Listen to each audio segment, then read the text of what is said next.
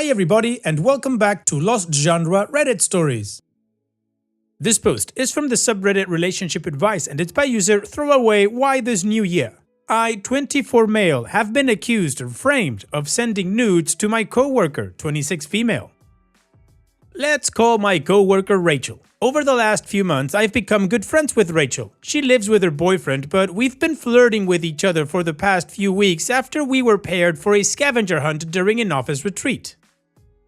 Up until the office retreat, our only medium of communication was the app we use for teamwork, Slack. Two groups. One is for office chat, and the other group comprises 20-something people from work. More of an after-hours chat group to hang out together for drinks and dinner. Rachel and I were just friends until our office retreat last month. We started having our own private Slack conversation and then later continued our conversation on iMessage. Both agreed it would be risky to communicate with one another via an office account. I did know about her boyfriend a week after our office retreat, but she was the one who brought it up and didn't mind me flirting with her and vice versa. She equally flirted back. Honestly, being single, it didn't occur to me then that I should have stopped messaging her after she dropped the "have a boyfriend" message. We peaked at our casual conversation by exchanging tens of messages every day. She asked me if I would like to join her for drinks after work at this bar 2 blocks down the road. And I asked her if we could choose somewhere else because I didn't want to be spotted with her by some coworker. We did go out. This was 2 weeks ago. We later went out on 5 other dates, including 2 dinners, but I swear it was platonic. We termed our dates as an experience to try out new places. Oh, we haven't kissed or held hands or all those gestures. I agree, we flirted back and forth, but then we became close friends. But then I took a week off to visit my family back home, and out of nowhere I was shocked to learn that she posted a screenshot of our iMessage thread late last evening. I was shocked to see that thread with my penis picture, which isn't mine. I haven't sent her iMessages in the last 2 days. The last message on my end reads "Merry Christmas" and a Christmas tree emoji on Christmas Eve, and she replied with a "thanks" and a bunch of emojis. I'm quite certain that she photoshopped the remainder of that thread with a message of me saying, "thinking about you," and then some other guy's penis picture. She posted that screenshot along with the caption "nice guys" on Facebook. She hasn't even redacted my name. I've been trying to reach her for the last 10 hours. This has been on Facebook all over. She hasn't replied to my calls or any further messages since the post. One of my coworkers called me and sent me that screenshot from his Facebook when he saw that post. Honestly, I don't understand why she cooked up that story. I couldn't see the post because I was apparently blocked before she posted it. It seems like she has even blocked me on iMessage. I've received numerous messages on Facebook and texts. I couldn't sleep, so I decided to go to the cops in an hour. I even sent an email to our company's HR last night explaining that it wasn't me who sent that picture and attached screenshots. I thought this might escalate to HR sooner or later. I also sent Rachel an email trying to be as polite as possible about why she posted that screenshot, which we both know wasn't something I did. What's stressing me out is the damage it has already done to my reputation by the people who have seen that post. I have asked a trusted coworker and friend to send me screenshots of comments to that post every often since I can't view that post. I truly appreciate any input you guys might have. This was out of nowhere. What should I do moving forward besides contacting the cops? I worry that my word won't hold up against hers. Can I ask the cops or HR to vet her inbox and validate that against her post personally? Because I know that would prove my truth that I haven't sent that picture. Please help. Well, Opie, if I was in your situation, you've already contacted HR, you're going to the cops, I would now contact a lawyer because I think this is slander. I mean, I'm not a lawyer, but I think that's what it's called. Now, if I'd have to guess as to why she's doing this, to me, this is her trying to cover her ass or to save her relationship because my impression is that her boyfriend found out about your not-so-subtle office flirting and wants to break up with her, and this is her saying, "Oh, it's not me, it's all OP." Which, by the way, OP, and I know everyone's a general after the war, but when you heard that she had a boyfriend, you should have stopped the flirting and just kept it professional, to at most keeping it cordial at the workplace. Anything you did after knowing she had a boyfriend makes you suck. Now, I'm not taking any responsibility away from her. She's the one in a relationship who's flirting with a coworker, and she sucks absolutely for that, and her boyfriend should dump her for that. So regarding your office flirting friendship thingy, you both suck. Anyways, again, OP, I think you should lawyer up and follow up with the police and HR. And what do you guys think OP should do? Let me know in the comment section, and now let's move on to the community comments to see what they said. Last one you suspect says, someone in legal advice said that contacting HR is a waste of time, but I disagree. Don't just report the situation. File an official complaint against her now. Be proactive as F. If this was legit, she would have filed an HR complaint, not broadcast it on Facebook. Be a step ahead of her on that one. Also, pull your current real-time phone and text records to show that you didn't send her a message at the time that's shown or is being implied. You may need to get an official record, but that may help you for now. Not sure what your Minnesota Police Department will do about a California resident and workplace matter. Get a lawyer as soon as possible. And Deleted says, keep your copy. You might be able to prove it isn't on your side, and it should at least obviously not be your penis. Depending on where you live, you'll have to sue for defamation. Get a lawyer first, then go to the police with the aid of said lawyer. This woman is trying to end you. And OP responds, yes, I'm gonna report it here in Minnesota and later again once I fly back to California. Don't know whose jurisdiction this might fall under, but that's the only thing I can do so far. The stress of knowing why she did that is killing me. D-Nuts says, assuming everything you say is true, what's being done to you is felony level. Lawyer up and fight back. And Devil's Advocate says, I mean, what she is doing is not cool and you should seek legal counsel. But I wouldn't feel right without also saying, I think you're a pretty scummy crapbag yourself and karma's an effing bitch. Platonic my effing arse, you were flirting, you knew where it was heading, and I get the impression you would have happily shagged her knowing she had a boyfriend. So, what she is doing is bad, but I have limited sympathy.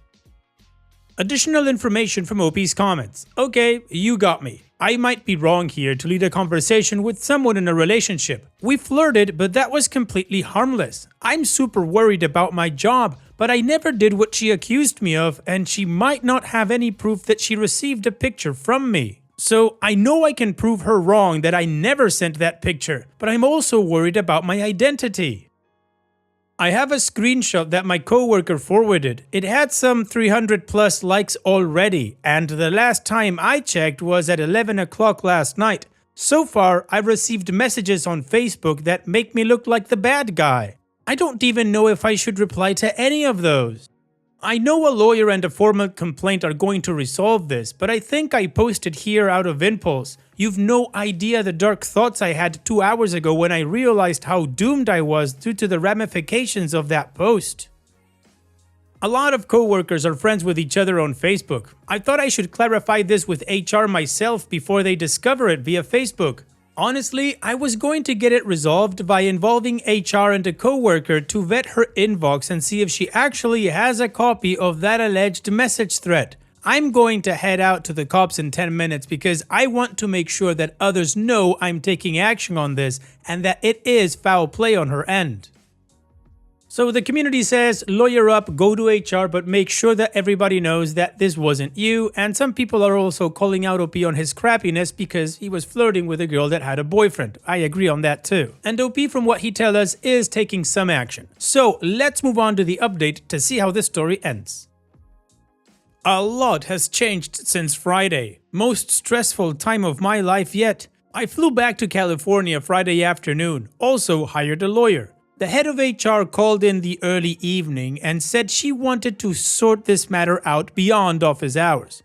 Rachel didn't show up at work Friday. She was supposed to be working through the new year since very few personnel have been manning our work over the holidays. HR scheduled a meeting in the executive conference room, which is on the 4th floor of our work area. She advised me not to communicate with other coworkers until HR looked into this matter. I also informed her that I've hired a lawyer to address any ramifications that might unfold from this incident. She assured me that they would be fair and try to mediate this matter as if I actually did send that picture. So I rushed to the office Saturday morning. Thankfully, it was the weekend and holidays. I would have had a panic attack if I'd had to come to the office on a typical weekday. I was a bit early, at least an hour. The conference room was filled with senior executives, 2 other women who seemed like junior level HR personnel, and the head of our HR.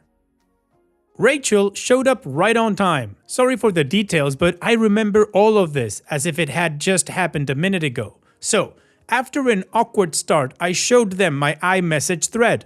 Okay, Rachel was very defensive, and she said something like, "I was shocked and terrorized when I received that message." And she claimed she threw her phone in anger and her phone stopped working. She showed her phone with a cracked screen. What the F? She also claimed that she didn't reply to my messages and shut out because of that unusable phone. But she didn't hesitate when HR asked her to surrender her broken phone or handed it out to our IT guy. Oh, and I also asked if she could show our iMessage thread through iCloud. And she claimed she doesn't use iCloud. She owns an iPhone, iPad, and MacBook. It's very unlikely that she doesn't use iCloud for messages. Moreover, if she claims her screen was broken, how the heck was I blocked? I know she had her read receipts turned on from our conversation history, but none of my past messages had any message read notifications. Anyhow, our IT guy dropped by, took a backup and recovered it on someone else's phone by afternoon. During this time, we took a break and decided to reconvene by afternoon. The IT guy came with a restored phone, and guess what? Her message inbox was empty. She was also asked to log into her Apple account, and even then, her message inbox was still empty. She started panicking, saying that the phone drop might have broken some chip or something. Our IT guy checked her phone. We were asked to sign a consent form before turning our personal devices over to the company, and did something with the work profile configuration or something. All her app data were intact except notes, contacts, messages, and photos. Our IT guy came to the conclusion that it had been deliberately deleted. This was a few hours ago. Okay, since all of this was recorded, not on camera, but documented by one of the junior HR personnel, our meeting was adjourned and we had to turn our phones. Rachel was also asked to turn in her MacBook and iPad as the IT guy believed they could recover from her other devices. And our IT guy called what he said was our in-house iOS expert who devised work profiles for all Apple devices of employees, whether company issued or bring your own device. This was around 4. By 7 p.m., I received a call from our HR, who said that they hadn't been able to recover any messages from either of her Apple devices. She also affirmed that IT thinks those messages might have been deliberately deleted, but they cannot prove that for certain. Something that's required by company bylaws to terminate her immediately. Another thing is, I was told on Friday that I could not sue any current employees, which means that her hint of terminate her immediately makes me wonder if they are actually going to fire her. I also spoke with my lawyer, who is certain that they will let her go. And then we can file a lawsuit of our own. I'm not sure what the future holds for me, but all I'm looking forward to in the next few days is a legal obligation. Rachel is forced to publicly apologize everywhere for accusing me of sending her nudes. I haven't spoken to her or been able to determine her true intention in framing me into this. I'll be going to the office late on Monday to talk to those IT guys and collect my phone back. I was cleared to collect my phone, but I'm not sure of Rachel. I might also ask them if they found anything helpful since, at this point in time, they are the only people besides Rachel who can see what's on her devices. Still, 2 unanswered questions. If she would be fired so that we can file a lawsuit against her, and why the heck did she do it? Opie's edit. Sorry, I saw so many comment notifications, I wasn't able to respond to all of those after flying back to California and the stir in between. It's interesting to know that IT guys don't have access to iMessage even after having installed the work profile. We had a 30-minute video explaining what Apple Work Profile is and how it works. Rachel's demeanor was as if she was the victim of abuse. I'm really thankful to my coworkers, one of whom actually picked me up from the airport and helped me get some dinner, while this other coworker talked me over, not doing anything crazy that I might regret. To be honest, I was going to send her a trashy email for having ruined my life, but I was reminded by a friend that it was going to hit me back if this was to be scrutinized any further. Oh, I also intend to reply to Facebook messages once we can initiate the process of suing her after she gets fired. The lesson I learned is never to be friends with or expect to be friends with a person who is in a relationship. She seemed like a pretty cool person. I agree, I effed up even by moving forward and being friends with someone who was already taken. It's always a stupid idea. I may not be able to move forward as if nothing happened. I started having trust issues. I mean, I was skeptical of myself the moment I stepped into that conference room, thinking that maybe she had her way, convincing myself that I did send that message and deleted it from my thread. I don't think I even trusted HR at first when they initially thought I was the guy who had done it. I might ask my lawyer about a temporary restraining order, and for now, a written apology is a must. I really care about how someone might perceive me if they were to pull a background check or social media check, considering that she later posted a GIF showing that she blocked me on Facebook and Instagram. The caption of that post update was also pretty effing offensive. I don't want to wake up one day hearing, "Oh, OP, yeah, I know that guy. He worked at ABC and also sent one of his co-workers a penis pic." Well, OP, from what you tell us, it sounds like Rachel's full of crap. She knew it, so she tried to hide the evidence, but she just got caught with her hand in the cookie jar. Meaning that hopefully she gets fired soon so you can file that lawsuit. So on that note, here's wishing you all the best in court, OP. Thanks for sharing and take care. And now let's finish this video with a mood booster post. This post is from the subreddit Malicious Compliance, and it's by user Mrs. Knockers81. When my ex learned to not ask me to do anything for him anymore. A bit of a backstory. I divorced my ex a little over 9 years ago after 14 years of marriage. I won't go into the specifics as to why, but suffice it to say he was a lying, cheating jerk. Early on during the marriage, I tended not to be all that assertive until I finally had my fill and grew a backbone. He hated that. He did not like hearing the word no from me or doing things my own way. So, fast forward to a month after we were officially divorced. He was in his new place and I was in my house, formerly the house we shared, with our sons, but he still had a ton of his stuff there. I didn't want this stuff, even though I paid for a lot of it, but stuff I knew he really wanted. He finally reached out and demanded, not asked, that I send him this stuff. Just toss it all in boxes and send it over to him, his exact words. Mind you, he was only about 10 miles away from me at that point and could have easily come over to do it himself. He didn't want to do that because he'd have to see me, something he was actively trying not to do. Cue the malicious compliance. Now, a lot of what he had were collectibles. No details, but some of it was fairly expensive and fragile. So I did as he asked. Correction, demanded. I tossed it all into numerous boxes. Now, for some of the truly expensive items, I did take great care in packing only because I knew my sons would probably eventually want them. But for the stuff I knew my ex really wanted and cared a lot about, nah, I just tossed it all in a box without a care in the world. I did inspect everything, and while I just dumped them in boxes, nothing was damaged by me. I also took pictures of it to prove it. So once I closed them all up, I told him to either get his ass over to pick it up or get someone to do it for him.